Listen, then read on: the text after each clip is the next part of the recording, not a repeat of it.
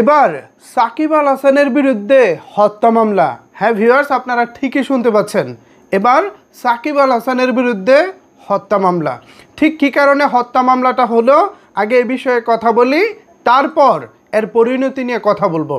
Viewers, এই হত্যা মামলাটি করা হয়েছে মূলত প্রায় 1.5 মাস ধরে চলা আন্দোলনে পুলিশ ও সরকার দলীয় ক্যাডারদের হামলায় প্রাণ হারান হাজারো মানুষ। মানে কিছুদিন আগে যে আন্দোলনটা হয়েছে সেই আন্দোলনের কথাটা এখানে বলা হচ্ছে। প্রায় 1.5 মাস ধরে চলা আন্দোলনে পুলিশ ও সরকার দলীয় ক্যাডারদের হামলায় প্রাণ হারান হাজারো মানুষ। এর মধ্যে 5ই আগস্ট সকালে ঢাকাস্থ আদাবর থানার রিং রোডে সকালবেলা পুলিশের গুলিতে মারা যান মোহাম্মদ রুবেল নামে একজন গার্মেন্টস কর্মী। এই হত্যায় আদাবর থানায় মামলা করেছেন নিহতের বাবা রফিকুল ইসলাম, যেখানে হত্যায় মদত ও ইন্ধন দেওয়ার অভিযোগে 28 নম্বর আসামি করা হয়েছে সাকিব আল হাসানকে। এছাড়া 1 নম্বর আসামি শেখ হাসিনা ও 2 নম্বর আসামি আওয়ামী লীগের সাধারণ সম্পাদক ওবায়দুল কাদের। এছাড়া আরও 153 জনকে আসামি করা হয়েছে। এই হচ্ছে মূলত এখানে সাকিব আল হাসান কেন আসামি হয়েছেন এর বিবরণী। এখন আমার কাছে যেটা মনে হচ্ছে, এই জিনিসটা একটু বাড়াবাড়ি হয়ে গেছে। সাকিব আল হাসান কিন্তু এই আন্দোলন চলাকালীন সময়ে তিনি কানাডায় একটি লিগ খেলায় ব্যস্ত ছিলেন।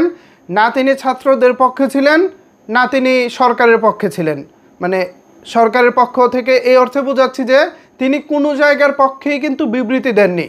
না তিনি বলতেন যে আন্দোলনটা দমন করা হোক, না তিনি ছাত্রদের পক্ষে স্ট্যাটাস দিয়ে বলতেন যে সরকারকে এই দাবি মেনে নেওয়া হোক।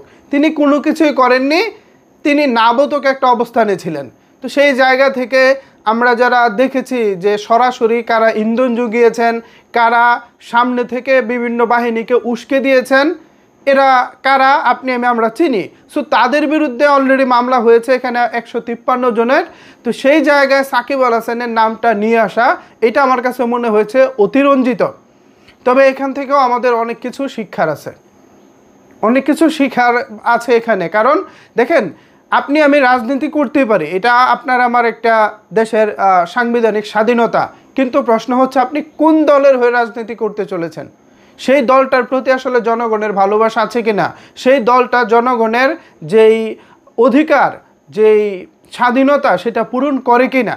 এখন সেই দলটা যদি এইরকম স্বাধীনতা, জনগণের স্বাধীনতা বিরোধী কাজ করে, জনগণের বাক স্বাধীনতা থেকে শুরু করে সার্বভৌমত্ব, তারপর হচ্ছে দেশের একটা স্বৈরতন্ত্র চালু করে, সেই জায়গা থেকে কিন্তু ওই দলের হয়ে নিশ্চয়ই কোনো বুদ্ধিমান মানুষের রাজনীতি করা উচিত না। তো সাকিব আল হাসানের ভুলটা কিন্তু ঠিক সেখানেই। তিনি যেটা করেছেন, ওই যে আওয়ামী যে রাজনৈতিক দল আছে সেই দলের হয়ে তিনি রাজনীতি করেছেন। এখন ফলাফল হচ্ছে সাকিব আল হাসানকে এখন হত্যা মামলার আসামি হতে হচ্ছে, যা কিনা সাকিব আল হাসান হয়তোবা জীবদ্দশায় তিনি কোনোদিন কল্পনাও করেনি। এই হচ্ছে বাস্তবতা। এখান থেকে আমি মনে করি ভবিষ্যতে যারা রাজনীতিবিদ হবেন বা রাজনীতি করতে চাচ্ছেন, তাদের অনেক কিছু শিক্ষা নেওয়ার আছে। সো ভিউয়ার্স, সাকিব আল হাসানের বিরুদ্ধে এবার হত্যা মামলা, এই বিষয়টিকে আপনারা কীভাবে দেখছেন চাইলে কিন্তু অবশ্যই সেটি নিচের কমেন্ট বক্সে জানাতে পারেন।